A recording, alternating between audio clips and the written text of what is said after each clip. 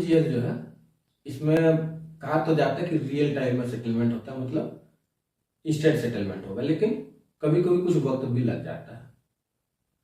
तो आधे घंटे तक मैक्सिमम इसमें आपको लग सकता है कि ट्रांसफर होने में। अब लिमिट की बात करें तो 2 लाख से तो लिमिट शुरू होती है। 2 लाख से नीचे अगर आपको करना है तो आप एनईएफटी कर सकते हैं।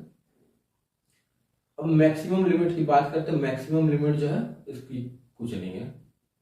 बड़े से बड़े अमाउंट जो है वो ट्रांसफर किया जाता है आरटीजीएस के थ्रू से ही किया जाता है। और बैंक जो है वो आपको कुछ लिमिट देती है आरटीजीएस में। जैसे मैं जब बैंक में था तो मैं 5 लाख या 10 लाख तक की लिमिट देता था, मैं करेंट अकाउंट खोलता था उस वक्त, उससे ज़्यादा की नहीं देता था।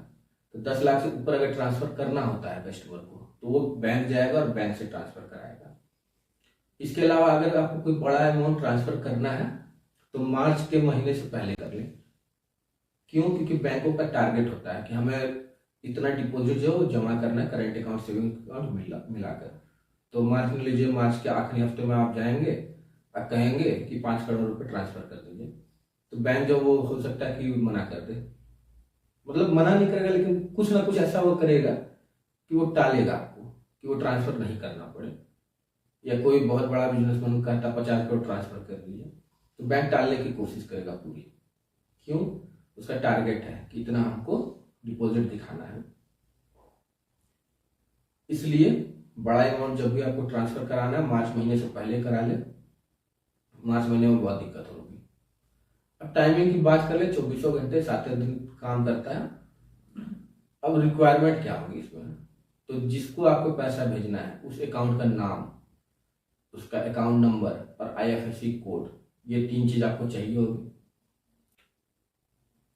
और एक बात है जो कि जान ले, जितने भी बड़े बड़े ट्रांसफर्स होते हैं, अरबों में जो ट्रांसफर होते हैं इंडिया में, सीबीआई की नज़र उस पर होती है।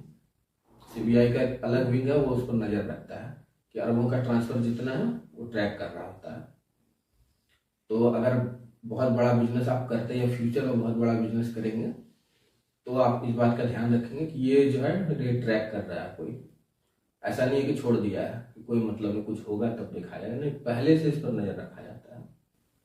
चार्जेस की बात कर ले कि चार्जेस इसमें कितने लगते हैं, तो up to 50 rupees plus GST इसमें चार्ज लगता है। वो भी bank to bank amount vary करता है। अब आरटीजीएस आपको छोटा सा करना है 5 लाख का, आपके पास एक्सेस है, तो हो सकता है बैंक कहे कि आप ऑनलाइन कर लो, हम चार्ज नहीं लेंगे। और आप बैंक जाएंगे और ट्रांसफर कराएंगे तो हो सकता है बैंक कहे कि हम चार्ज लेंगे, क्योंकि उसमें जो ह्यूमन रिसोर्स इन्वॉल्व होता है। Are you sick and tired of hearing the words you're declined? Would you give anything to hear just once that you're approved?